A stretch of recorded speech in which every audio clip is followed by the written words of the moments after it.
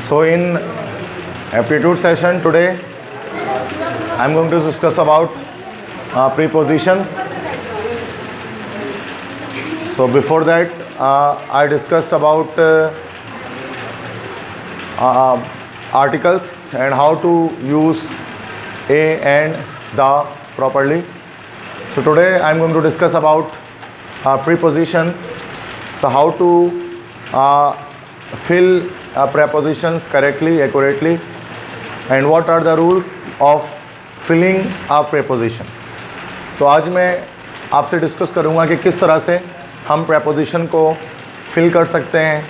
ठीक है, spotting errors के अंदर भी आता है, एप्टीट्यूड में, ई कैट में, एमडी कैट में भी जो है वो ये क्वेश्चंस प्रेपोजिशन के अपेयर होते हैं. तो एक खासा एक टिपिकल टॉपिक होता है नॉन नेटिव स्पीकर्स के लिए इंग्लिश के, like me and you are the non native speakers of English language. It is not our mother tongue, that's why. So we find it so much difficult of filling appropriate prepositions. So there must be some rules which we are going to discuss. Very simple, primary level से आप पढ़ते हुए आ रहे हैं, इसको class 1, 2, 3, 4 से start कर दिया होगा आपने और अब तक नहीं आया होगा कि प्रेपोजिशन फिल कैसे करते हैं. यह तमाम ही बच्चों का अलमिया है, ना सिर्फ आपका नहीं है, तमाम लोगों का है. चूँकि आप नॉन नेटिव स्पीकर्स हैं, आप इसको इतने आराम से नहीं समझ पाते जितने आसान से आप केमिस्ट्री और फिजिक्स को न्यूमेरिकल समझ लेते हैं. उससे ज़्यादा टिपिकल होता है ये. चूँकि ये लैंग्वेज है, ज़बान है, इसके रूल्स कॉमन सेंस को फॉलो नहीं करते हैं. ये मेमोराइज़ करने वाले रूल्स होते हैं जो आपको याद रखने पड़ते हैं. तो फर्स्ट ऑफ ऑल डेफिनेशन कि हाउ टू डिफाइन प्रेपोजिशन. कि प्रेपोजिशन कौन सा पार्ट्स ऑफ स्पीच है. It is one of the parts of speech. It is one of the type of a word. जैसे नाउन है, प्रोनाउन है, adjective है, verb है, एडवर्ब है, प्रेपोजिशन है, इंटरजेक्शन है. ठीक है, तुम बराबर.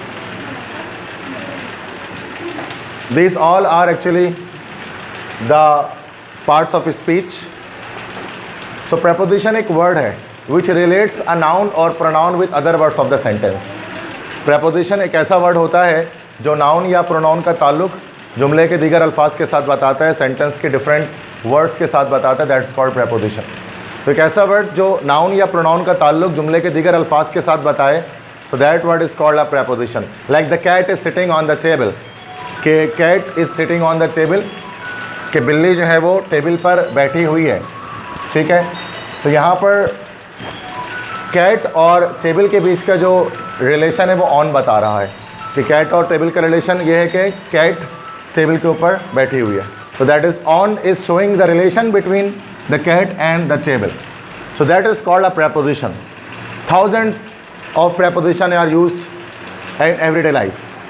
हम बहुत सारे प्रेपोजिशंस अपनी इंग्लिश लैंग्वेज में लिखते हुए, बोलते हुए इस्तेमाल करते हैं, जिसमें हम हर में यही कर रहे होते हैं कि नाउन या प्रोनाउन का ताल्लुक जुमले के दीगर अल्फाज के साथ जोड़ रहे होते हैं. That's why preposition is also known as a relation showing word. ताल्लुक बताने वाला लफ्ज़ भी प्रेपोजिशन कहलाता है इंग्लिश लैंग्वेज में. बहुत सारे प्रेपोजिशंस हैं, in, on, at, to, for, from, with. इनको इस्तेमाल कैसे करना है इसके बारे में डिस्कस करेंगे आज हम. डेफिनेशन इंपॉर्टेंट नहीं है, यूजेज इंपॉर्टेंट है. Types of preposition. प्रेपोजिशन कितनी तरह के होते हैं भाई हमारे पास? There are main classifications of preposition is 3. 3 तरह के हैं. प्रेपोजिशन ऑफ टाइम, टाइम को शो करने वाले प्रेपोजिशन. प्रेपोजिशन ऑफ प्लेस, जगह को शो करने वाले प्रेपोजिशन. एंड कुछ होता है हमारे पास फ्रेजल प्रेपोजिशन. फ्रेजल प्रेपोजिशंस क्या होते हैं? जो वर्ब या एडजेक्टिव के फ़ौरन बाद लगे हुए होते हैं, जैसे such as look after, look at, laugh at, है ना, गेट आउट, गेट इनटू. ये सारे हमारे पास होते हैं फ्रेजल प्रेपोजिशन जो वर्ब के एडजेक्टिव्स के साथ लगे होते हैं. तो ये शुरू के दोनों सिंपल हैं, टाइम और प्लेस को शो करने वाले. इनके रूल्स होते हैं और कुछ होते हैं without any rule. They are the phrasal preposition. They don't contain any rule. They are just need to memorize. कि लुक आफ्टर का मतलब देखभाल करना, लुक फॉर का मतलब तलाश करना, लुक इनटू मतलब छानबीन करना, लुक एट मतलब देखना, लुक डाउन अपॉन मतलब किसी को तजलील करना, हिकारत के नज़र से देखना. तो ये फ्रेजल प्रेपोजिशंस कहलाते हैं. जो क्या करते हैं बच्चे? जो कि आपको किसी वर्ब के फ़ौरन बाद अटैच्ड होते हैं. और सबसे ज़्यादा मसला, और जो सबसे ज़्यादा मसला बच्चे को फ्रेजल प्रेपोजिशन में ही आता है, और सबसे ज़्यादा सवाल भी फ्रेजल प्रेपोजिशन से पूछा जाता है. 9th 10th first year, second year, aptitude, ECAT, MDCAT, CSS, सब में फ्रेजल ही पूछा जाता है. टाइम और प्लेस कहीं नहीं पूछते हैं. बहुत शाज़ नादिर पूछ लिया तो पूछ लिया. क्योंकि बच्चा फंसता है जिसमें ना उसी को पूछता है, क्योंकि रट्टा लगाना पड़ता है।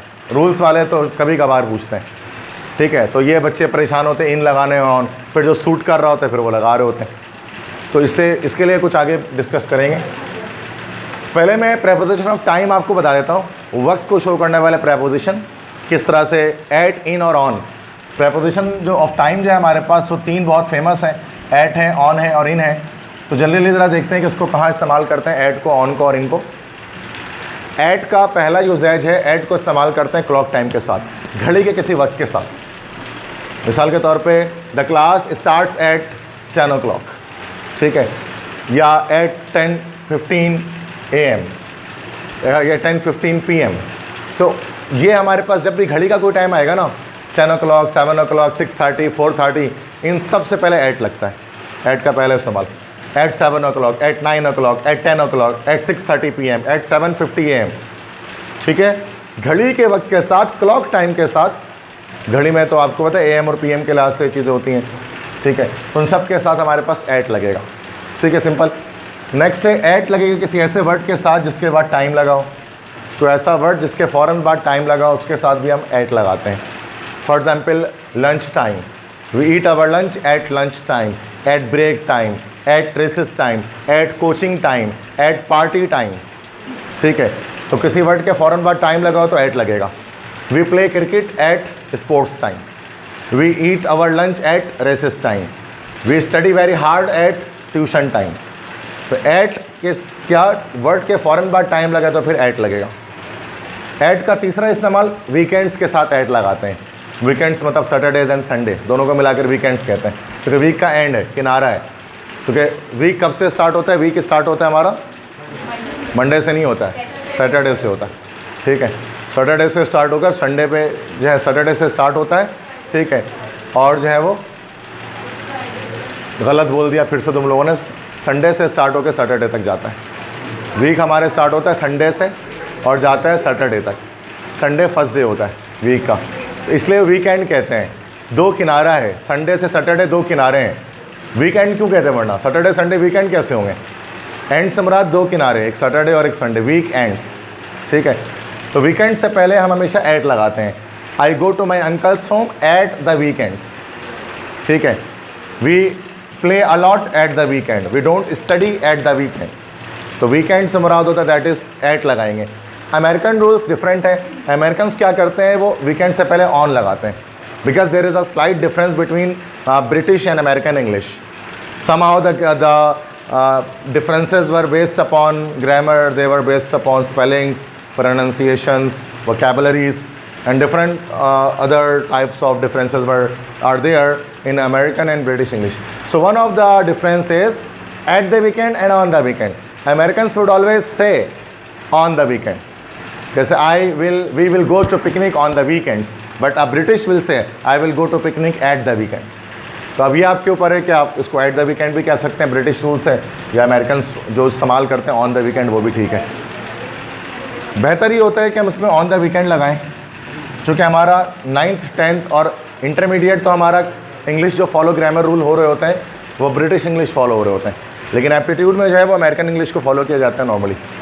तो अमेरिकन रूल्स को फॉलो करना बेटर है बनिस्बत ब्रिटिश रूल्स के, मतलब इंग्लैंड के रूल्स नहीं छोड़ देकर यूएसए जो है ना अमेरिकन उनके इंग्लिश रूल्स को फॉलो करें, ठीक। तो उसमें से एक रूल मैं आपको बता रहा हूँ इस तरह से। समझ में आएगी ऐट के तीनों इस्तेमालात? ऐट किसके साथ? क्लॉक टाइम के साथ। ऐट इस्तेमाल करते हैं किसी ऐसे वर्ड के साथ जिसके बाद टाइम लगाओ, और ऐट इस्तेमाल करते हैं वीकेंड के साथ। क्लियर है? ठीक है, नेक्स्ट आगे बढ़ते हैं। ऑन, ऑन का सॉरी यस ऑन का एक ही इस्तेमाल है। ऑन इस्तेमाल करते हैं सिंगल डे, एक अकेले दिन के साथ। एक अकेला दिन से मुराद क्या है? जो 24 आवर्स का होता है, एक पार्टिकुलर डे, एक सिंगल डे के साथ हमेशा ऑन इस्तेमाल करते हैं। अब एक सिंगल डे को बताने के बहुत सारे तरीके हैं, देयर आर मैनी वेज। एक अकेले दिन के लिए ऑन लगाएंगे, जैसे on 14th of March, on 23rd of March, your exams will start on 26th of July। तो ये हम क्यों कह रहे हैं on 26th of July? Because it is a single day. अकेला दिन होगा तो ऑन लगाएंगे, सिंगल डे होगा तो। अब जरूरी नहीं कि डेट बताएं, डे का नाम बता दो। जैसे I will not take class on Sunday, I will not take class on Sunday. Sunday से पहले ऑन क्यों लगा है भाई? क्योंकि वन डे है, सिंगल डे। आप डे को छोड़ के आप कोई फेस्टिवल डे लगा दो। The schools will remain closed on Iqbal day, ये भी एक ही दिन का होगा ना, 9 नवंबर, ठीक है। या फिर आप इस तरह भी लिख सकते हैं जैसे I will celebrate on my birthday, ठीक है, या I gave her a present on her engagement day, सही है। तो इस तरह से भी लिखा जा सकता है। तो डेट भी हो सकता है, डे भी हो सकता है, कोई फेस्टिवल भी हो सकता है, या फिर on his birthday, on his wedding day, on his engagement day, ये भी हो सकता है। ये सारा ही सिंगल डे है, ये सारे ही 24 घंटे हैं। क्लियर समझ में आ रही है बात? रूल समझो तो रूल बता रहा हूँ, ठीक है। मर्जी से ऑन ही नेट नहीं लगाना होता कहीं पे भी। अच्छा, एक्सेप्शन क्या है? एक्सेप्शन देखें, कुछ ऐसे वर्ड्स हैं जो कुछ ऐसे वर्ड्स हैं जहाँ हमारे पास सिंगल डे के तो होते हैं लेकिन उनके साथ हम कोई आर्टिकल इस्तेमाल नहीं करते। The most famous are today, tomorrow, yesterday, आज, कल, आने वाला कल। इन सब के साथ ऑन नहीं लगता। हम स्कूल में पढ़ते थे, टीचर लिखाती थी कि prepare the exercise number 4.3 for test on tomorrow. तो on tomorrow is totally wrong. Prepare exercise number 4.3 for test tomorrow. On tomorrow नहीं हो सकता। I will not teach you tomorrow, ये नहीं कहूँगा I will not teach you on tomorrow. On tomorrow कुछ नहीं होता। टुडे है, जैसे I will come to your home on today नहीं हो सकता, just today. Yesterday, just we went to a picnic yesterday, on yesterday नहीं हो सकता, ठीक है। तो टुडे, टुमारो, यस्टरडे से पहले कोई आर्टिकल, कोई प्रेपोजिशन इस्तेमाल नहीं होता। Next exception number 2। एक्सेप्शन ज़्यादा ध्यान से याद रखें, रूल्स पता है आपको, एक्सेप्शन नहीं बताऊँगे। Exception number 2, next, last, every, each, ये सारे वर्ड अगर आ जाएँ तो कभी कोई आर्टिकल इस्तेमाल नहीं करना। जैसे नेक्स्ट मंडे, जैसे मंडे से पहले तो ऑन लगेगा, नेक्स्ट मंडे से पहले ऑन नहीं लगेगा। जैसे I will teach you on Monday but I will teach you next Monday. We went to a picnic on Wednesday but we went to a picnic last Wednesday. I teach you on Saturday, I teach you English on Saturday but I teach you English every Saturday, ठीक है। तो on, next, last और अगर every आ जाए तो उससे पहले हम ऑन इस्तेमाल नहीं करेंगे, अगर ये भी सिंगल डे ही होता है, बट रूल है, एक्सेप्शन है।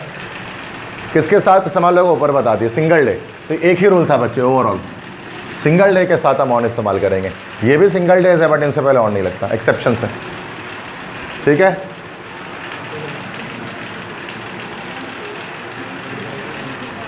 अब इनके इस्तेमाल को डिस्कस करते हैं। इनका क्या इस्तेमाल है? इनके 2 यूजेजेस हैं। देखो, क्लॉक टाइम हो तो 8 है, एक दिन है पूरा तो ऑन है। अगर एक दिन से ज़्यादा हो जाए टाइम, अगर वक्त एक दिन से ज़्यादा हो जाए, लॉन्गर पीरियड्स हो जाए, मोर देन 24 आवर्स हो जाए, एक दिन से ज़्यादा बड़ा दौरानिया हो जाए, उस सूरत में इंग्लिश लैंग्वेज कहती है कि आप इन लगा दो, इन लगा दो। फिर आप एक दिन से बड़ा बहुत कुछ होता है दुनिया में, एक दिन से बड़ा हफ्ता भी होता है, महीना भी होता है, साल भी होता है, सदी भी होता है, सब एक दिन से बड़ा होता है। उन सब के साथ इन लगता है, ठीक है। जैसे इन जून, आई वॉज बॉर्न इन जून, इन लगेगा। ऑन जून नहीं कह सकते, ठीक है। इन जून क्यों कह रहे हैं? क्योंकि जून 30 दिन का है भाई, 31 दिन का है, लॉन्गर पीरियड है ना। मौसम को एक दिन का तो नहीं होता, क्लाइमेट हो सकता है एक दिन का। Yesterday the climate was very cloudy, but climate या आबो हवा तो एक दिन का हो सकता है। सीज़न दुनिया में कभी भी एक दिन का नहीं आता है। मौसम तो यार बड़े होते हैं ना, महीने महीने लगते हैं। गर्मी आया तो कम से कम 4 महीना आएगा, 5 महीना आएगा। सर्दी आए तो कम से कम 1 महीना तो रहेगी। तो महीने एक दिन से बड़े होते हैं। महीनों के साथ इन लगाया जाता है, in the summer, in the winter, in the autumn, ठीक है। तो तमाम महीनों के साथ इन लगाते हैं। अच्छा, इन द ऑटम कह रहा हूं मैं, यही चीज़ अमेरिकन इसी को कहते हैं इन द फॉल। ये भी रूल्स समझ लो। अमेरिकन 3 महीनों का नाम तो सही लेते हैं, समर, विंटर और उसके अलावा जो है स्प्रिंग, बट वो ऑटम नहीं कहता, they call it fall, fall season. जैसे कहते हैं फॉल सीज़न कहते हैं वो। The plants shade there leaves in the fall season, जबकि ब्रिटिश कहते हैं इन द ऑटम सीज़न। तो फॉल, इस तरह से यूनिवर्सिटी वगैरह में अमेरिकन इंग्लिश फॉलो होती हैं। तो कभी एडमिशन्स आते हैं ना, कुछ यूनिवर्सिटीज़ के साल में 2 बार एडमिशन आता है, फास्ट है, फास्ट के साल में 2 बार एडमिशन होते हैं। एक आता है समर सेमेस्टर, एक होता है फॉल सेमेस्टर। फॉल लिखा होता है फॉल एंड स्प्रिंग, सॉरी 2 होते हैं, फॉल एंड स्प्रिंग। फॉल 2021 लिखा होगा, FALL फॉल। बोले फॉल क्या मतलब इसके, मतलब वो ख़ज़ा के मौसम में एक एडमिशन होता है, एक बाहर के मौसम में होता है, स्प्रिंग सेमेस्टर, फॉल सेमेस्टर। तो जब कभी आप अखबार उठाओगे और एडमिशन आए में किसी दोस्त ने सेंड किया एडमिशन, तो फॉल लिखा होगा, तो मतलब वो बाहर वो ख़ज़ा का मौसम है, ऑटम नहीं लिखा होगा कभी भी, क्योंकि यूनिवर्सिटीज़ जो है वो अमेरिकन स्टैंडर्ड्स को फॉलो करती हैं। मैं भी पहले बोलता था फॉल क्यों लिखा है, फॉल 2020, फॉल 2019, तो ये fall is actually the American equivalent of autumn, ठीक है। नेक्स्ट इज एयर है, साल एक दिन से बड़ा ही होता है, 365 दिन, कभी उससे भी ज़्यादा, 366 कभी जाता है लीप के साल में। तो in 2019 Pakistan won the world cup in 1992, ठीक है, ICC world cup that is. Next दिहाई भी हो सकता है, decades, these are the decades ना।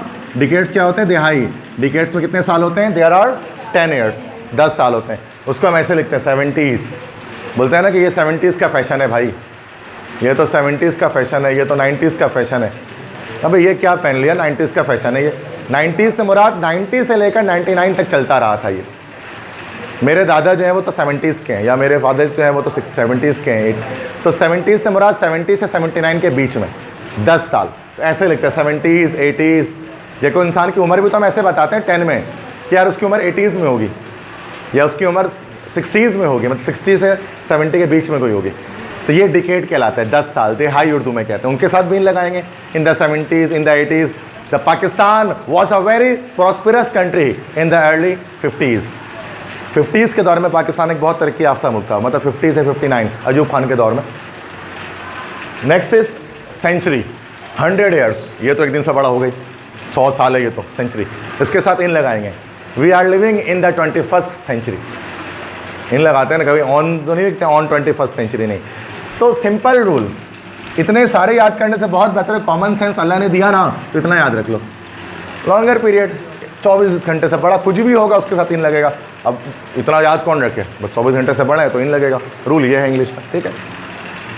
अच्छा, इन इस्तेमाल करते हैं। अच्छा, अगर 24 आवर्स का हो तो ऑन है, अगर 24 आवर्स से भी कम हो जाए अगर, तो फिर हम दोबारा से इन लगाते हैं।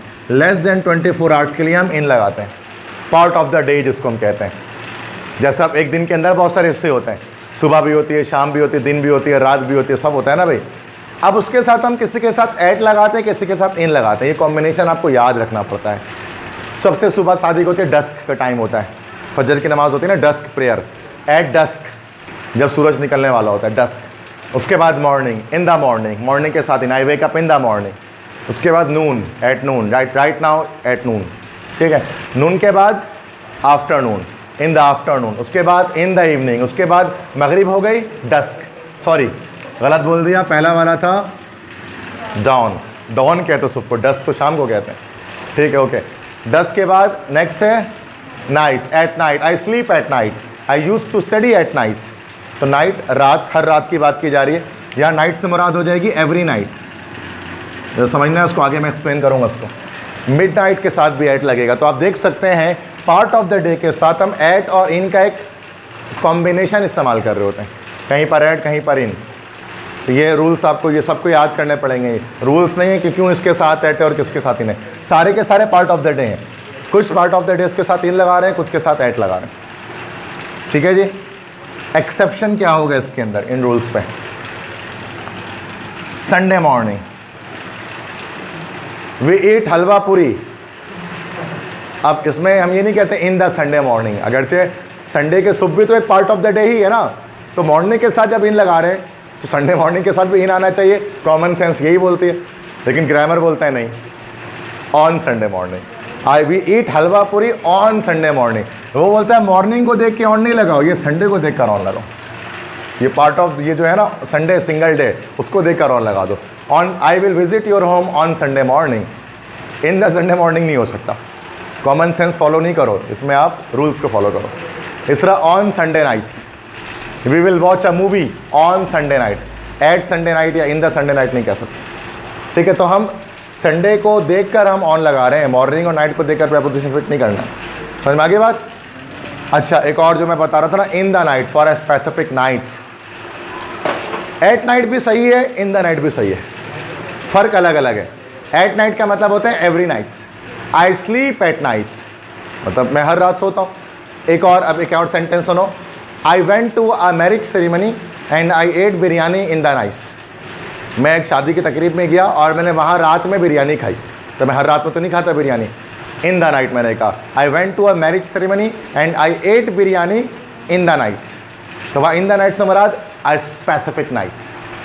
तो बच्चे बोलते हैं ना नाइट के साथ हमेशा एट लगता है, वो उस वक्त लगेगा जब प्रेजेंट सिंपल होगा, जब रिपीटेड एक्शन की बात हो रही होगी, एवरी नाइट की बात हो रही होगी। अगर सिंगल नाइट की बात करोगे तो इन लगेगा, एट नहीं लगता फिर उसमें। I met with you in the night, मैं तुमसे मिला था रात में, I met you in the night. तो वहाँ एट नाइट नहीं, हाँ मैं रात में मिलता हूँ बोलूँगा तो I meet at night, but रात में मिला I met in the night. तो उसका मतलब that is difference between specific night and every night. समझ में आ रही बात? ये रूल्स है, समझ लेना है उसको, ठीक है? क्लियर है? लिखना है तो लिखो। Now here we have blanks, easy blank से, प्रेपोजिशन ऑफ टाइम से आप राइट नाउ साथ साथ आंसर बताते जाइए। I was born dash June 1991, in June, longer period है, good. He came to me dash Monday, on Monday, single day, very good. I will visit you dash the morning, in the morning, good. I ate pizza dash night, in the night होगा, yes. क्योंकि eight है ना, पास simple है, तो एक specific night की बात की जा रही है। I eat pizza dash night, at night, मैं हर रात पिज़्ज़ा खाता हूँ। अब ये प्रेजेंट सिंपल है, repeated action. The match is going to start dash 7 o'clock, at 7 o'clock, clock time आ गया। He will wear a new dress dash her birthday, on her birthday, single day आ गया, particular day. School will remain close dash Labour Day, on Labour Day, first में single ही day होता है ना। I trains in Pakistan dash the summer season, in the summer season, more than one day, ठीक है। Zulfikar Ali Bhutto was hang to death dash 1974, in longer period है, year है। Sir सही, क्लियर? नंबर ये सिंगल डे कैसे हो सकता है? जून सिंगल डे है।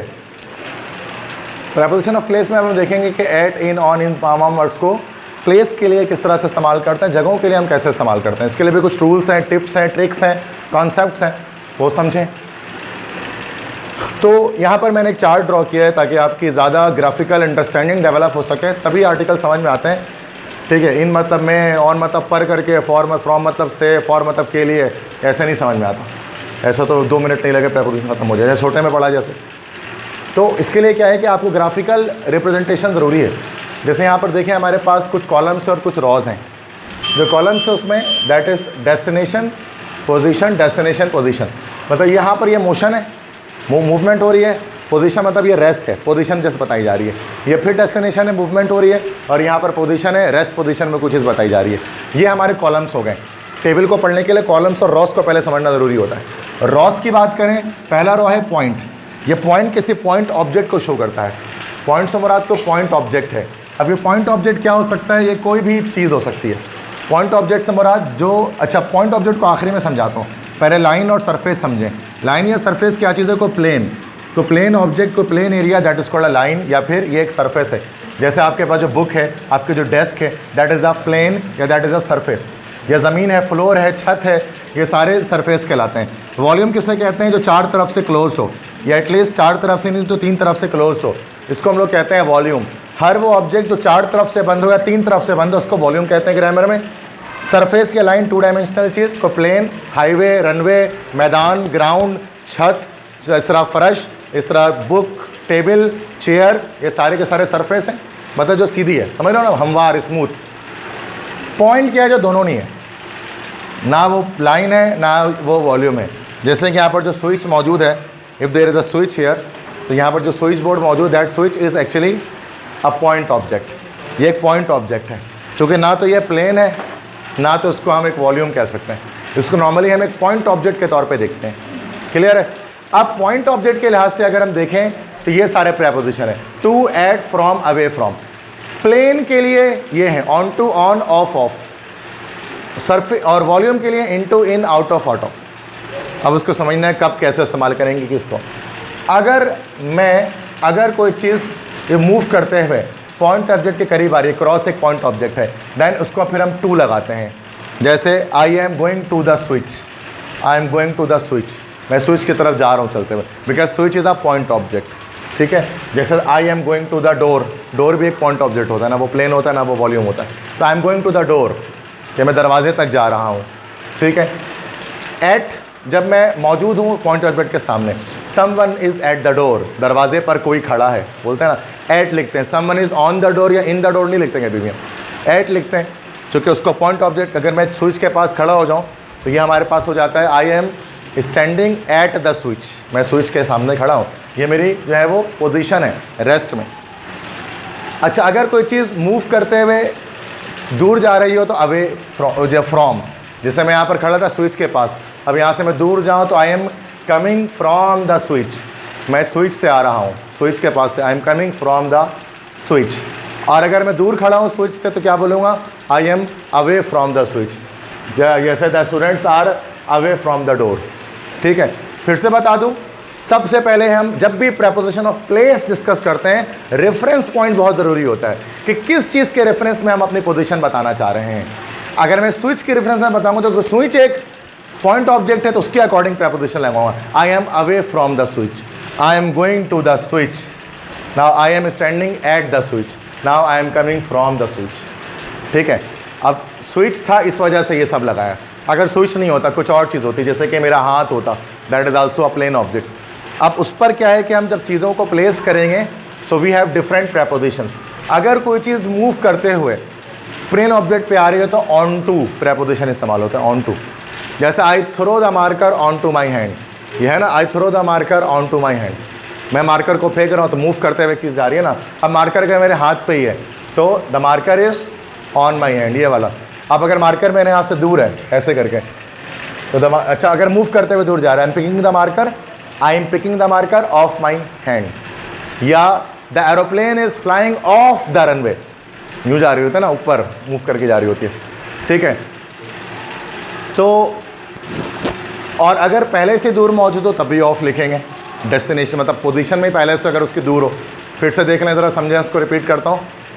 इस वक्त the marker is off my hand, अगर मैं इस मार्कर को फेंकूँ, I throw the marker on to my hand, इस वक्त the marker is on my hand, I am picking the marker off my hand, अब इस वक्त marker is off my hand. अब जरूरी नहीं है कि अगर ऑन ही लगेगा, मिसाल के तौर पे the marker is on my hand, अब ऐसा भी तो हो सकता है, अब the marker is on my hand but the marker is off the floor, on my hand of the floor, floor से तो ऊपर है ना बट मेरे हाथ पर है, the marker is off the desk but on my hand, clear है। The marker is away from the switch as well and the marker is away from the fan as well and the marker is away from you as well, वो you आप भी सारे point objects हैं, ठीक है, बात समझ में आ रही है।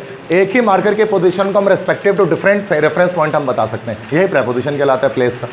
अब वॉल्यूम की बात करें, वॉल्यूम में क्या है, जब हम बॉक्स सरफेस की बात करें, जैसे कोई दरिया है, समंदर है, वो भी वॉल्यूम हो सकता है, वो कंट्री है तो उसको भी हम वॉल्यूम कंसिडर करते हैं, वो भी एक क्लोज सरफेस ही मानते हैं, क्लोज बाउंड्री है ना वो, तो कंट्री को भी हम मानते हैं कि वो, जैसे I am in Pakistan, I am in Pakistan, at Pakistan नहीं कहते हैं, आई एम ऑन पाकिस्तान नहीं कहते हैं।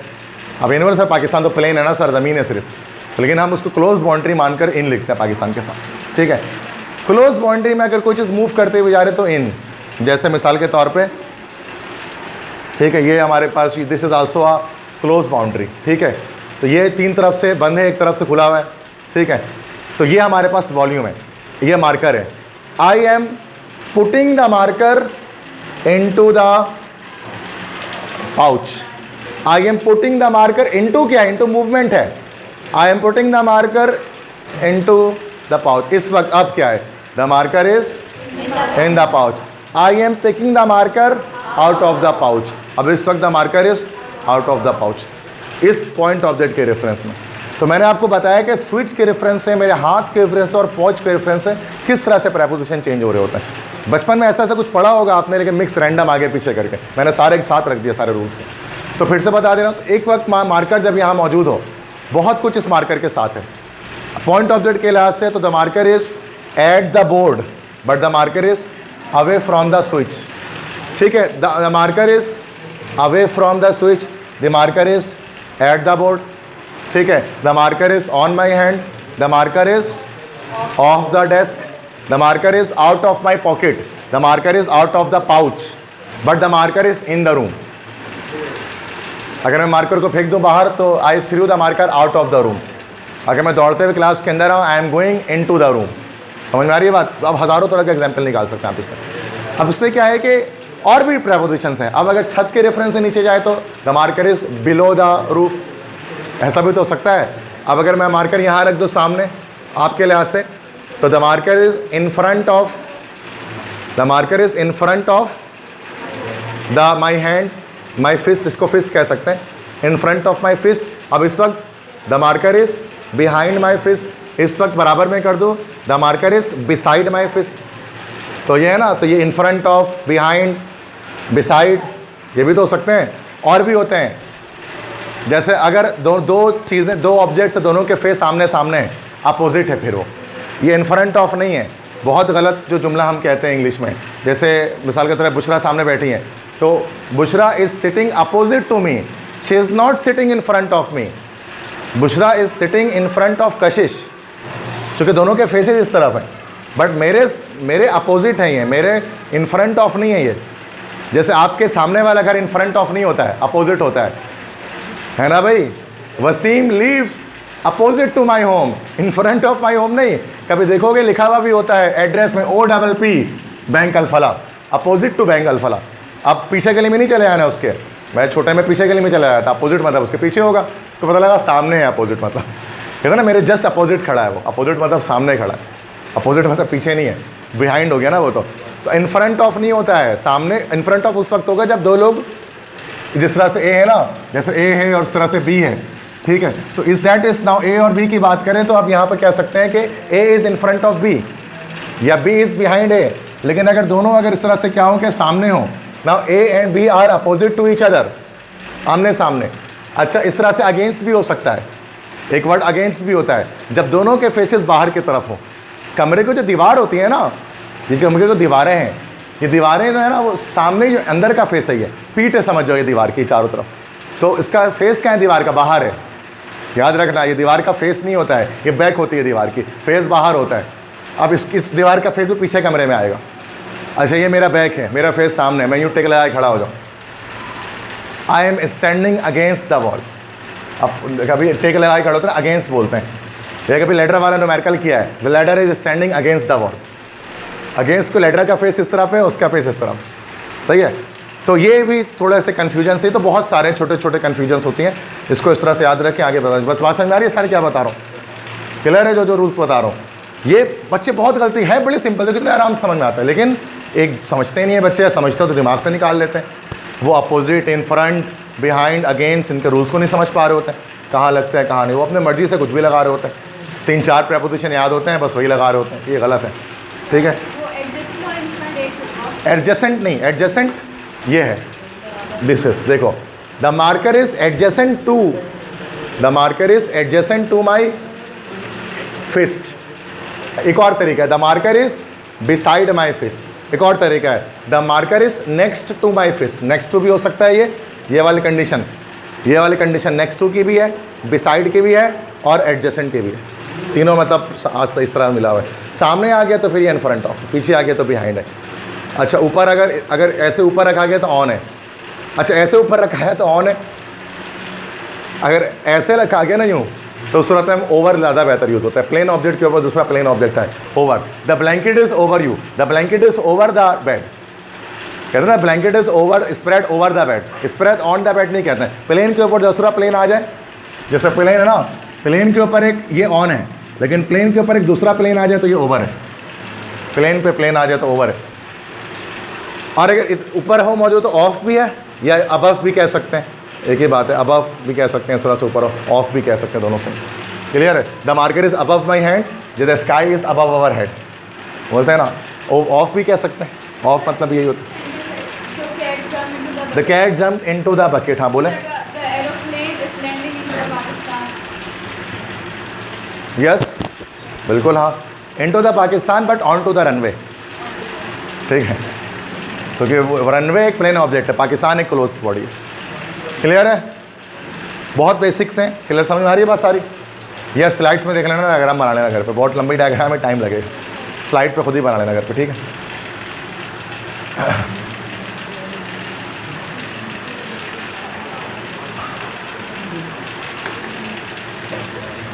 अच्छा, कुछ और प्रेपोजिशंस हैं, अप और डाउन, ये भी preposition. I am going up, I am going down. Up down मतलब ऊपर जाना और नीचे के लिए आपके और डाउन। ओवर, मूव करते हुए कोई ऐसे जाए। He jumped over the fence, he jumped over the wall, the thief jumped over the wall, कि चोर छलांग मार के आया दीवार से, तो ऐसे फलांगते हैं ना, तो over, that is also called over. घूमे कोई चीज़, around, the earth moves around the sun, ये है ना अराउंड, है ना।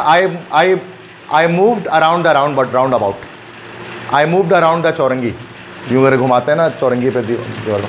अच्छा, अक्रॉस और अलॉन्ग, इसमें एक फ़र्क होता है, और थ्रो। देखो ये रोड चल रहा है, इसको इस तरह से देखो, वही चीज़ नीचे बनी हुई है, ये रोड चल रही है। एक रोड के साथ अगर आप सीधे सीधे चलते रहो, this is called along. I am walking along the road, road के साथ साथ सीधे सीधे चल रहा। कभी कभार आप ऐसे जाते हैं रोड में ना, this is I am walking along across, समझ में आया? रोड के साथ साथ चलते हैं तो अलॉन्ग, और अगर क्रॉस कर जाओ तो across. He is running along the road, he is running across the road.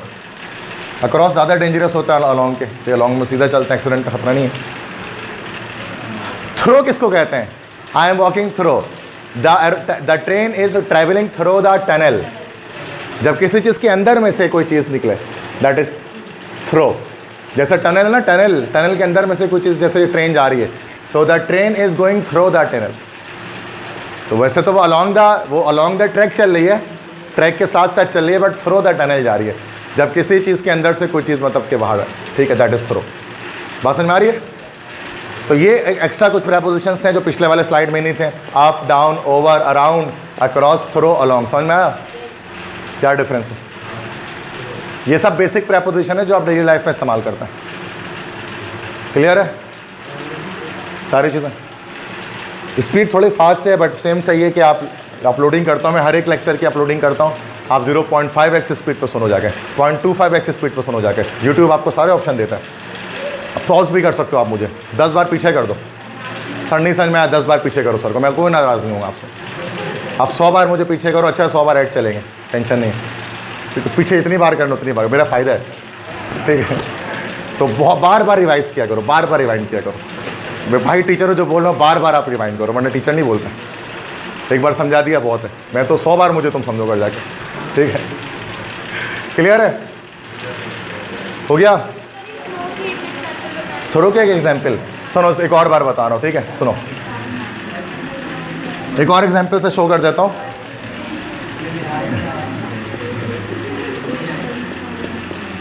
Grass है ये,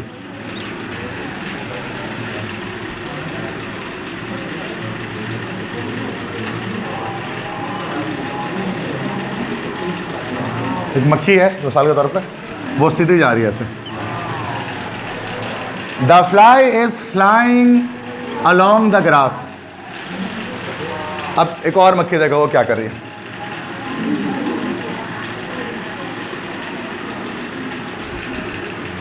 now the fly is the house fly या the bee is flying through the grass. आगे फर्क है, अलॉन्ग के फर्क किया। थ्रो मतलब किसी चीज़ के अंदर से कोई चीज़ है, थ्रो। जैसे I am walking through the window, window के अंदर से देख रहे होता है ना, through the window, that is. The thief entered in the room through the window, कि चोर जो है वो खिड़की के रास्ते से कमरे में दाखिल हुआ, तो थ्रो किसकी, जब किसी चीज़ के अंदर से कोई चीज़ पर निकली, ठीक है? क्लियर है? ये पिक्टोरियल रिप्रेजेंटेशन कर रहा हूँ मैं, इसी तरह समझ में आता है।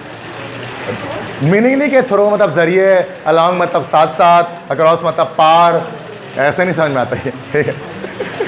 हम लोग छोटे में ऐसे ही पढ़ते थे भाई, उर्दू मीनिंग करके ऐसा मतलब हो रहा है, इसका डिक्शनरी निकाल के। प्रेपोजिशन डिक्शनरी से समझ में नहीं आती है।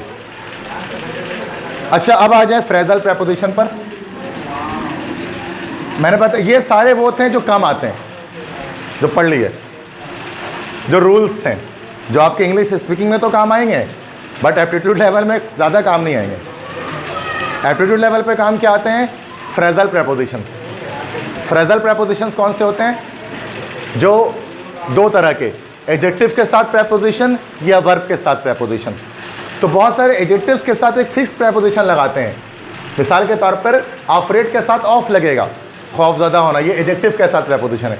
I am afraid of the dogs, तो ये हमारे पास दिस इज अफ्रेड के साथ ऑफ लगेगा। बहुत सारे curious about, she is curious about getting admission in a medical university. Curious के साथ क्या लगता है? अबाउट लगता है। इस तरह से डिफरेंट के साथ लगता है फ्रॉम, डिफरेंट देन नहीं होता। She is quite different from me, different than में नहीं हो सकता, ठीक है।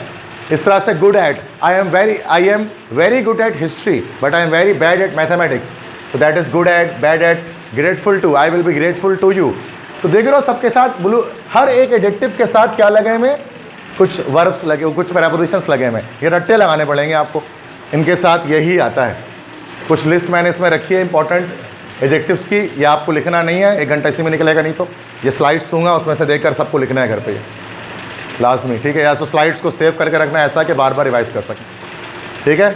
ये मैं बता रहा नहीं हूँ एक-एक करके, ठीक है, बस याद रखना है। इसके साथ ये अवेयर के साथ, ऑफ, बैड के साथ at, based on, beneficial to, bored with, brilliant at, ये सब, ठीक है। क्या सारे याद करने? जी हाँ, काम आएगा आगे, और क्या होगा।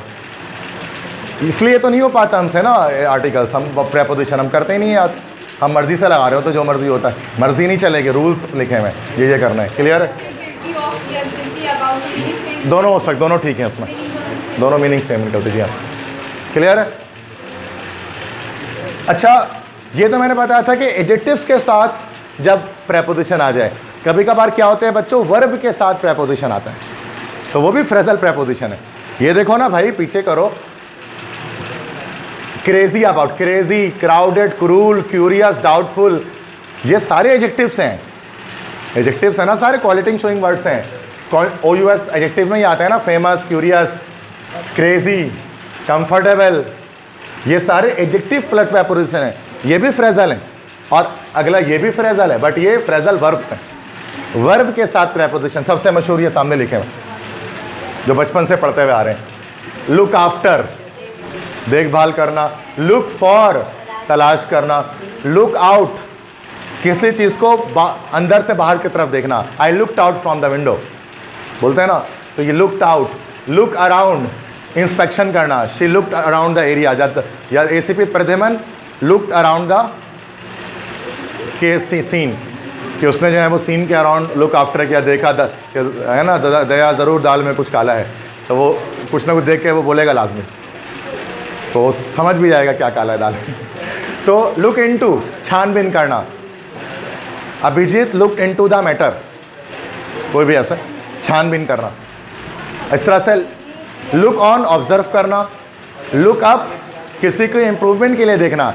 I am looking up to you for the improvement of your result, मैं उम्मीद करता हूँ कि तुम्हारा रिजल्ट बेहतर। तो लुक अप का मतलब होता है किसी के इंप्रूवमेंट के लिए देखना। लुक एट मतलब नॉर्मली देखना, I am looking at you. ये सारे फ्रेजल वर्ब्स हैं। वर्ब के फ़ौरन बाद प्रेपोजिशन दिख रहा है हर जगह आपको, ऐसा भी होता है। इसके लिस्ट हैं, कुछ लिखे हैं मैंने, एटलीस्ट इतने तो याद रखें, ठीक है। ये एक लुक वाले की लिस्ट है, एग्जाम्पल्स वगैरह के साथ। ये ब्रेक की है, ब्रेक अप, ब्रेकअप हो गया मतलब to end a relationship, breakup. Break out, break into, break in, break even. Break even मतलब जब प्रॉफिट लॉस कोई ना हो रहा हो तो फिर ब्रेक इवन कहते हैं उसको हम बिजनेस में, कारोबार में। ब्रेक डाउन, ब्रेक डाउन, इस तरह से ब्रेक अवे। ये आप मीनिंग्स वगैरह लिखी हुई है बेटा, इसको घर पे देख लेना तुम लोग, क्या मीनिंग्स हैं, इसके एग्जाम्पल भी लिख दी मैंने सिंपल वर्डिंग्स में, ठीक है ना, ईजी है। एक एक करके बता नहीं रहा मैं उसको, मतलब याद रखना पड़ेगा कि इसके साथ ये आया तो मायने ही है, ये आया तो मायने ही है, ये आया तो मायने ही है। हो जाएगा ना ये काम, आप पे छोड़ रहा हूँ ये काम, ठीक है। गेट से get around, get at, get about, get across, get after, get ahead, get along, get along. थोड़ा इंटरेक्टिव बनाया है, बड़ा बना हुआ है तो बड़ा मज़ा आएगा, आराम से कर लोगे, क्योंकि कोई लिस्ट नहीं है लंबी सी, कुछ कुछ है बस। गेट है तो गेट के सारे आगे, गेट वाले पूछते भी ज़्यादा हैं। इस तरह से जो है वो गिव वाले, give away, give back, give for, give out, give over, give up, give way, ये प्रेपोजिशंस हैं, इनके मीनिंग्स हैं और एग्जाम्पल्स लिख दिए हैं। इस तरह से come, come back, come about, come across, come after, come away, come apart, come around, इन सब के मीनिंग्स इनके एग्जाम्पल्स हैं, ठीक है। और एक होगा स्टैंड का, शायद मैंने इसमें लिखा है, ठीक है। तो ये सिंपल है ना, मैं भाई come back return, she came back from the work, ये तो आप खुद ही समझ सकते हैं, ठीक है। मैंने मीनिंग्स वगैरह सब कुछ लिख दिया। स्टैंड है, stand up, stand for, stand by, stand back, stand aside, इन सब को याद रख लेना है, ठीक है बच्चों। तो ये हमारे पास क्या है, कुछ फ्रेजल वर्ब्स हैं जो आप एटलीस्ट इतने याद रखो, ठीक है। अब जो कुछ हमने अभी पढ़ा है फिलहाल, प्रेपोजिशन बस एंड कर दिया मैंने यहाँ पर, थोड़े एक्सरसाइज वगैरह करते हैं, ठीक है। जो मैंने आपके लिए छोड़ा आप खुद करो, उसको आप कर लेना, स्लाइड्स आपके सामने थी, वो मैं सेंड कर दूंगा आपको यकीनन, तो आप उसमें से देखना। अब फवाद बोलेगा तो फिर सेंड करूँगा, ठीक है। अच्छा, he was going dash Karachi, क्या होगा, गोइंग टू कराची, ठीक है। I was coming dash Lahore, coming from Lahore, good, ठीक है। सारे बच्चे आंसर दें। He is dash France, away from, out of, into of, 4 में से एक लगेगा।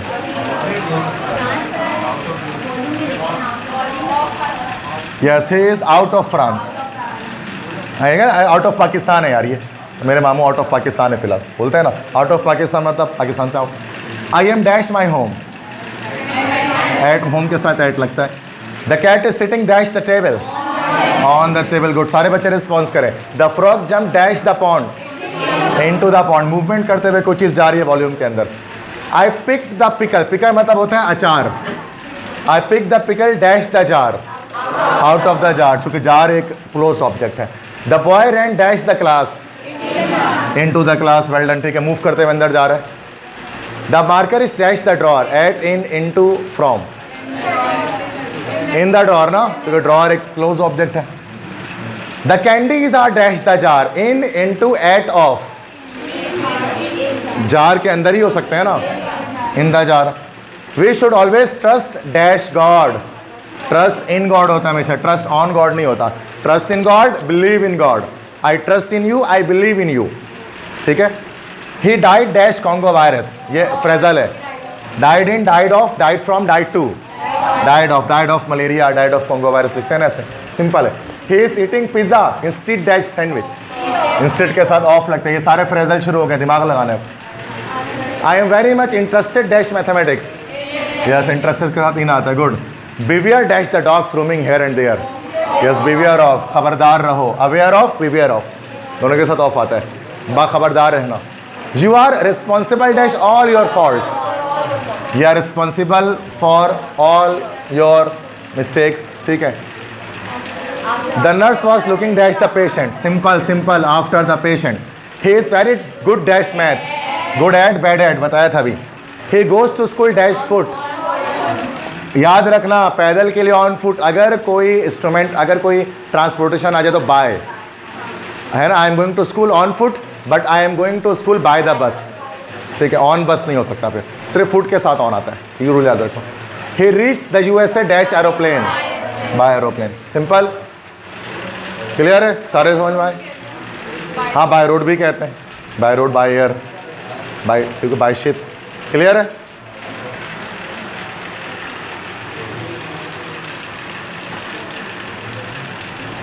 अच्छा, ये पास पेपर के क्वेश्चंस हैं जो डिफरेंट यूनिवर्सिटीज़ हैं उनके पास पेपर से निकाले हैं मैंने। ये जो पेपर में आता है वो वाले करा रहा हूँ, ठीक है, MD कैट, ई कैट में जो आते हैं। The mother was anxious dash the safety of her son, anxious about the safety, anxious about, curious about, सब आउट आता है, ठीक है। अ गुड जज never jumps dash the conclusion, at to, on, for,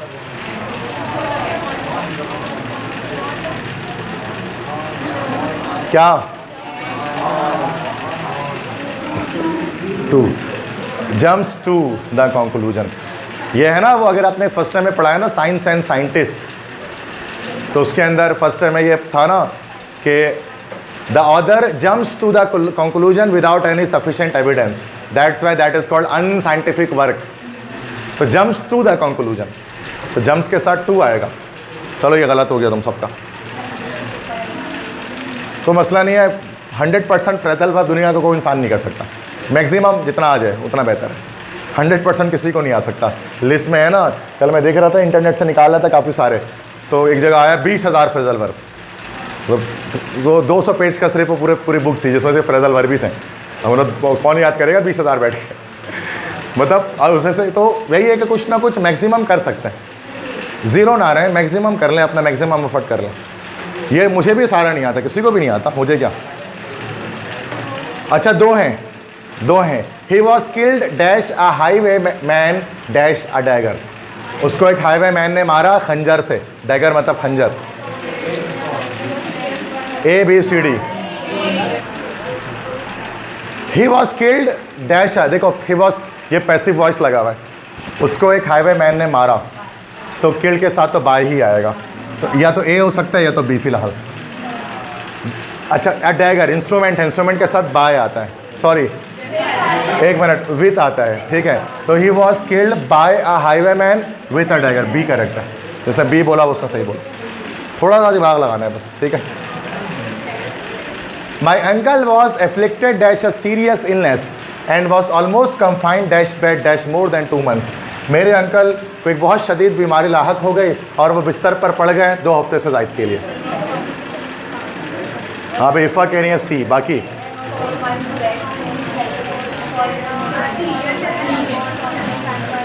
बाकी बच्चे C सारे 3 हैं टोटल। कोई और C के अलावा भी कुछ कह रहा है? A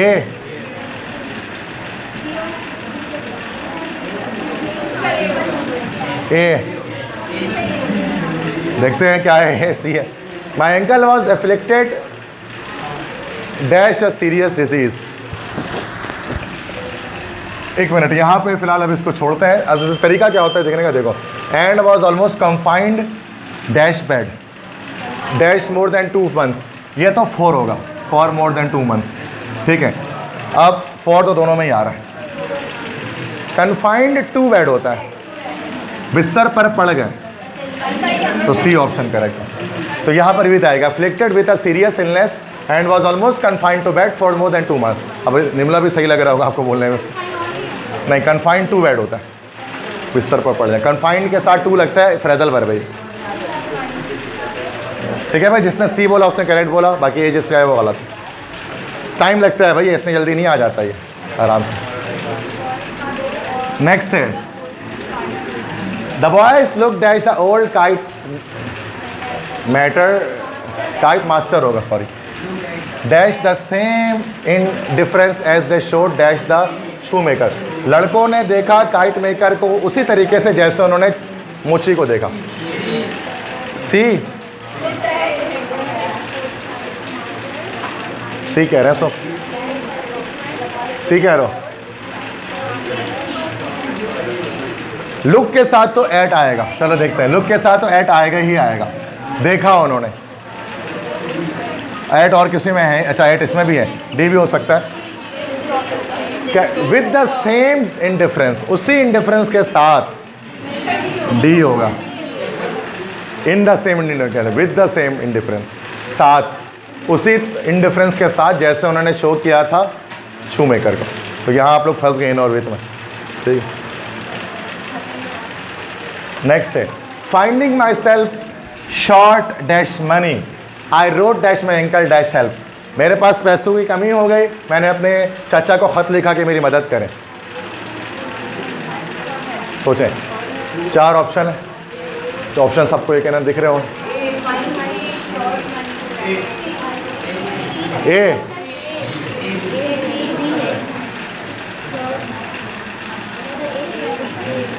और कोई A के अलावा सब A, क्या बोलो?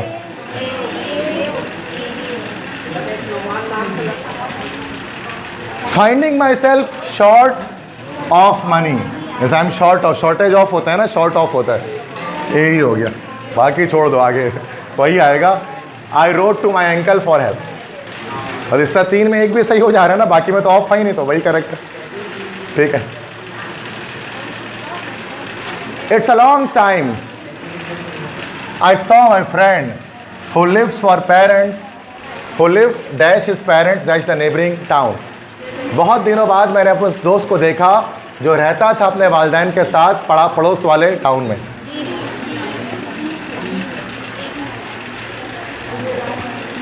C और D सुनने में आ रहा है, और कुछ? सी और डी सुनने में आ रहा है भाई, बी भी सुनने में आ रहा है, सी तो ऐसे लिख दिया, और ए भी बोलेगा कोई क्या? देखते हैं किसका करेक्ट आ रहा है। It is a long time, देखो एक मिनट, it is a long time since I saw my friend who lives with his parents in the neighboring. B correct है, जैसा बी बोला वो करेक्ट है, सी नहीं है। It's a long time when I saw my friend ने since, जब से मैंने देखा अपने दोस्त को, सिंस लगेगा। ही वॉज, अच्छा ये सिंगल है, जरा सिंगल है, आसान है। He was advise to abstain dash all alcoholic drink, उसको रोका गया हर तरह की शराब को पीने से। He was advised to abstain, yes, from होगा, abstain के साथ from आता है, जो from कह रहे हैं ठीक है। It is not always easy to sympathize dash an unfortunate man, हमेशा इतना आसान नहीं होता कि हम एक बदकिस्मत इंसान से हमदर्दी दिखाएं। Sympathies, easy to sympathize, ये sympathize है, sympathize, या sympathize के साथ with आएगा, जो with कह रहे हैं वो correct कह रहे हैं, ठीक है। sympathize with an unfortunate man. He had to repent dash what he had done, for what he had done. Yes, उसको अफसोस करना पड़ा जो कुछ उसने किया उसके लिए। थोड़ा रैपिड बोलें, बिल्कुल आंसर फौरन से आ जा रहे हैं, ठीक है। Take this medicine and you will get rid dash the bad cold. Simple है, get rid के साथ ऑफ ही आता है, निजात हासिल करना, get rid of, ठीक है। My cousin has invested a lot of money dash farming. जो इन कह रहे हैं, जो वो ठीक कह रहे हैं, इन farming. I invested a lot of money in the business, invested के साथ इन आएगा, I invested my money in this business, तो इन फार्मिंग, इन्वेस्टेड के साथ इन आएगा, ठीक है। इसको देखें, are not these slums a disgrace dash the civil authorities, क्या ये कच्चे इलाके बदनामी नहीं है सिविल अथॉरिटीज के लिए? क्या होगा भाई? फॉर, गलत बता रहे हैं जो फॉर बोले, टू होता है disgrace, you are a disgrace to the society, disgrace के साथ टू लिखते हैं। Are not these slums a disgrace to the civil authorities, तो डिस्ग्रेस के साथ फॉर नहीं आता, अगर आप के लिए आ रहा है लेकिन इसके लिए फॉर नहीं आएगा, डिस्ग्रेस के साथ टू लगता है, ठीक है। जो टू बता रहे थे वही ठीक था, बाकी फॉर वाले गलत बता रहे हैं। सैतान, शैतान रेफ्यूज टू बो डैश इज मास्टर, शैतान ने अपने आका के सामने सजदा करने से इनकार कर दिया ना, गलत बता रहे सारे। बो टू, बो के साथ to, we are going to God when we pray namaz, when we pray namaz we bow to God, या वी बो टू अल्लाह, हम अल्लाह पर सजदा करते हैं अल्लाह के लिए, तो बो के साथ टू आता है भाई, सजदा करना। तुम लोग क्या पता, अपॉन बता रहे हो, ठीक है, सही है, सही है। It is dangerous to enter dash the enemy's camp, ये बहुत ख़तरनाक है कि हम दुश्मन के किले में दाखिल हो। इनटू, मूवमेंट करते हुए कोई अंदर जा रही है कोई चीज़, इनटू, इनटू है B option. President Saddam Hussein has been familiar dash a gun all his life, Saddam familiar with, yes, familiar with a gun all his life, ठीक है। फैमिलियर के साथ विथ आता है, ये सारे फ्रेजल हैं, सारे फ्रेजल ही देखो पास पेपर में पूछा जाता है। The mother was concern dash the safety और her child, concern about the safety of her child, कि वालदा अपने बच्चों की सेफ्टी के लिए बहुत ज़्यादा फिक्रमंद थी। तो कंसर्न अबाउट, क्यूरियस अबाउट बताया था ना last. In the morning I simply take a glance dash the newspaper headlines, yes, at, look at भी होता है, ग्लैंस एट मतलब भी देखना ही होता है। सुबह के वक्त मैंने देखा न्यूज़पेपर के हेडलाइन की तरफ, clear. He thought that his father was not happy dash him, उसको फॉर जो कह रहे हैं वो गलत है भाई, with, happy with him, I am not happy with you, उस तरह होता है ना भाई, हैप्पी के साथ विथ आता है, उसके साथ खुश नहीं था।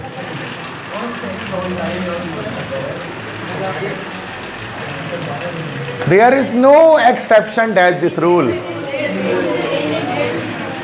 एक्सेप्शन के साथ टू आता है। There is no exception to this rule, there is exception to this rule. Exception के साथ टू आएगा हमेशा। There is no exception to this rule, इस रूल की कोई एक्सेप्शन नहीं है। बिल्कुल एक्सेप्शन के साथ टू आएगा। ये फ्रेज नहीं आपको याद है, लिख लो, जिंदगी में आगे गलती नहीं करना। आज कर रहे हो ना, कल नहीं करना गलती है वाले बिला वजह की। ये हर कोई ऐसे तुक्का मार रहा होता है बैठ के, ये तुम अभी मार रहे हो ना, एनईटी के टेस्ट में भी ऐसे तुक्का मारोगे बैठ के और गलत हो जाएगा, कट के जीरो आगे, यही होगा ना और क्या होगा। बेहतर आज सीख लो भाई, आज गलती कर लो, इतनी गलती करनी करो, मसला नहीं है, लेकिन आगे से गलती नहीं, ये वाली गलती एटलीस्ट ना करना। 20,000 फ्रेजल वर्ब है ना, 20,000 नहीं कर सकते, जो 15, 20, 30 करा रहे हो वो तो हो जाए एटलीस्ट सही से, ठीक है। I am not obsessed dash such ideas as you are. मुझे पसंद नहीं है वो आइडिया जैसे कि तुम्हारे हैं। ऑब्सेस्ड विथ, यस, ऑब्सेस्ड के साथ विथ आता है, ठीक है। Obsessed with such ideas as you are. Obsessed, I am obsessed with him, इस तरह से वर्ड होता है ना। I am ready to say this dash her face, मैं उसके मुंह पर ये कहने के लिए तैयार हूँ। ऑनर फेस, ये सही है, ये सिंपल है, ऑनर फेस, उसके मुंह पर, ठीक। The insects are a great nuisance dashers. Yes, nuisance के साथ टू आता है कि जो कीड़े मकोड़े हैं वो बहुत ज़्यादा परेशानी करते हैं हमारे लिए। न्यूसेंस टू अस, न्यूसेंस मतलब होता है परेशानी या गलासत कह लो आप। न्यूसेंस टू द सोसाइटी, इस तरह से कहते हैं। She was a devoted wife and look dash her husband,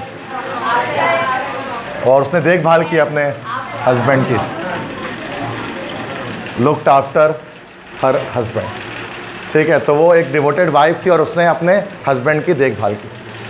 Pakistan is committed dash a policy of peaceful existence. Committed के साथ क्या आता है? अब इतना सिंपल वर्ड है, टू आता है। I am not committed to him, I am not committed to her, she is already committed to him, बोलते हैं ना इस तरह से। तो कमिटेड के साथ टू आता है, सिंपल वर्ड है यार। क्या?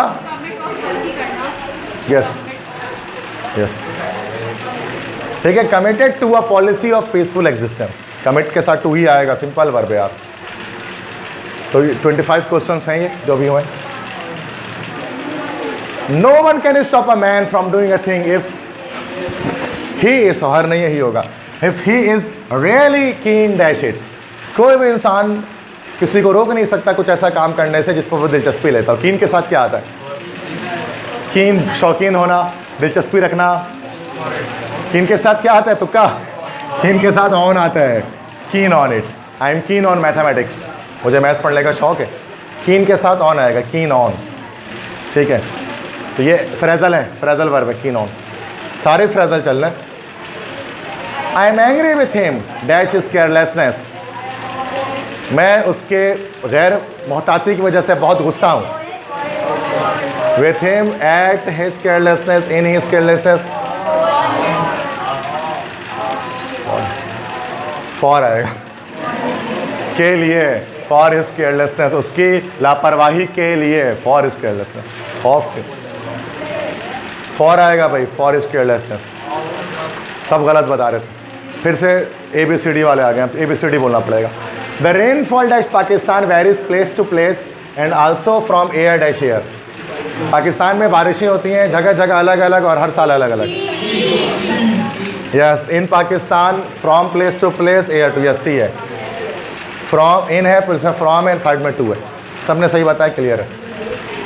Man have made ships that can sail dash the sea and fly dash the air. इंसानों ने बनाए हैं ऐसी कश्तियाँ जो कि पानी पर चल सकती हैं और हवा में उड़ सकती हैं।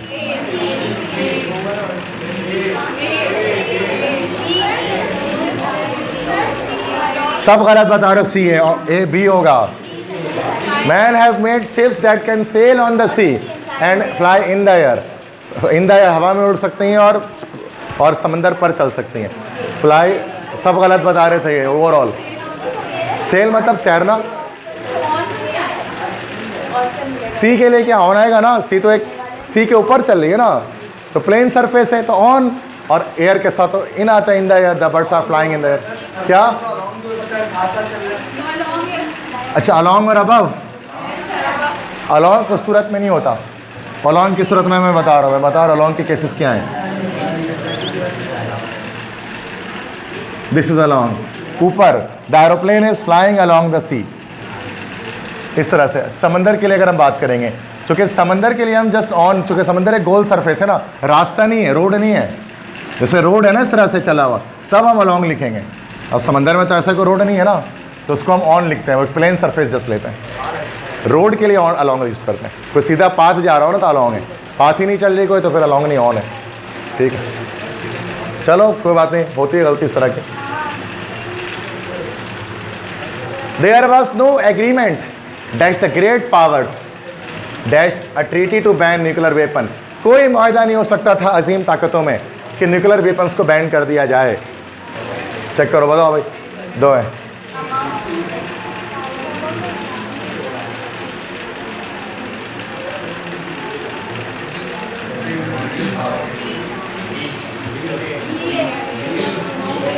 देखो भाई, एक फ़र्क होता है बिटवीन और अमंग में।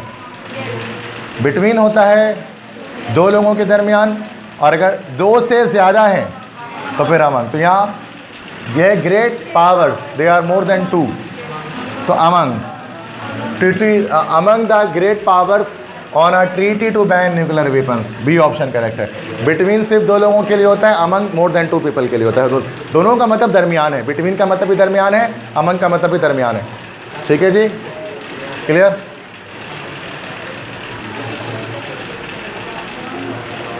Sorry. The problem dash housing Pakistan is the complex one. Pakistan में घर का मसला बहुत पेचीदा है।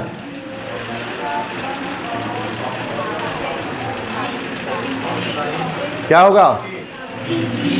जो बी कह रहे हैं वो करेक्ट कह रहे हैं। प्रॉब्लम ऑफ होता है, it is not a problem of among, बोलते हैं ना, प्रॉब्लम ऑफ हाउसिंग, और पाकिस्तान से पहले तो ही ना आएगा। तो problem of housing in Pakistan is complex, के हाउसिंग का मसला का के लिए ऑफ लग गया और पाकिस्तान के साथ इन लग गया। I must hold discussions dash you dash that matter shortly. मैं लाजमी तुमसे मुज़ाकरात करूँगा उस मामले में जल्दी।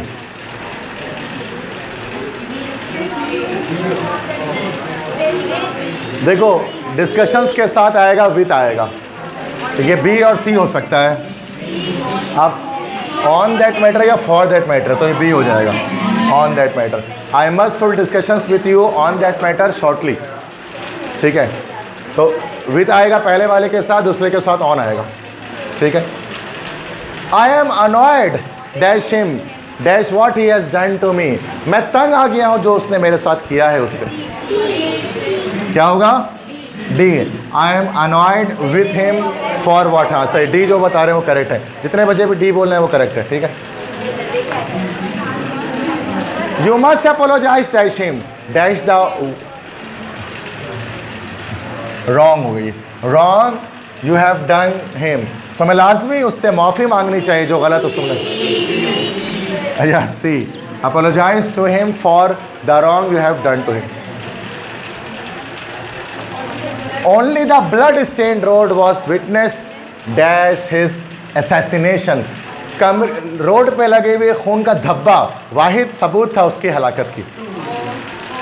विटनेस के साथ क्या आता है? I am a witness dash the case. Witness के साथ क्या आएगा? बच्चे ऑफ लगाते हैं बट आता टू है। You are a witness to this case. Witness के साथ ऑफ नहीं आता। तुम इस केस के गवाह हो। You are a witness to this case, not witness of. To आएगा। ज़्यादातर बच्चे ऑफ लगाते हैं इसमें। तो बस सही है, याद रख लो इसको, अपना रूल बना लो। After high tea he settled himself dash his armchair. शाम के नाश्ते के बाद उसने खुद को सेटल कर लिया आर्म चेयर में। चेयर में सिंपल है यार, प्लेन सरफेस है। ऑन द आर्म चेयर, ये प्रेपोजिशन ऑफ प्लेस है। आर्म चेयर तो चेयर है ना, चेयर के साथ ऑन लगेगा। I do not agree dash you on this point. इस पॉइंट में तुमसे सहमत नहीं हो। क्या होगा? विथ होगा। I am not agree with you. Yes, सही है, एग्री के साथ विथ आता है। जो विथ कह रहे हैं वो करेक्ट कह रहे हैं। The thunder was accompanied dash heavy rain. Accompanied के साथ विथ आता है कि तेज बारिश के साथ बिजली की कड़क भी आई तो अकम्पनीड के साथ विथ आएगा। जहरा के